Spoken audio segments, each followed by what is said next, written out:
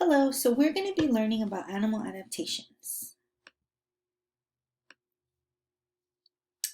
We have been talking about different types of animal adaptations, and we found out that adaptations help animals survive in their environments. So for example, this leaf insect, it looks like a leaf, which will prevent it from being eaten by predators, or at least it'll make it hard to be seen. The same thing with the camels. They grow long eyelashes in order to keep the sand from getting in their eyes. So far, we have learned about eye adaptations, so different types of eyes, feet adaptations, hair adaptations, and we're learning about ear adaptations. Did you know that alebrijes are composed of different parts of animals? So today, for our activity, you are going to think about 3 types of adaptations that you would like to use to incorporate or include in your alebrije animal.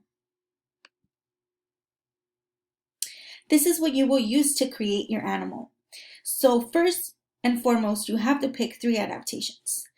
You're going to go ahead and draw out your animal. Then after that, you're going to get paper. This paper is going to be bunched up and you're going to get to form it into the shape that you want your animal to be. So if your animal has different parts, for example, if you choose an animal that has wings and you want your alebrije to have wings, you're going to make those separately. You're also going to use masking tape. This is going to ensure that your animal stays pieced together. So we're going to go ahead and wrap that masking tape around that paper to make it look sturdy. Once that process is done and over with, you're going to go ahead and paint it and you're going to make it your own. You're going to get to color it or paint it as you please.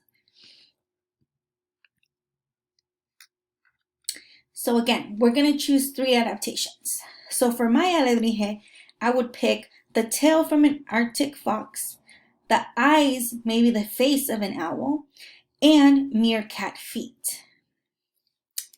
And this is an example.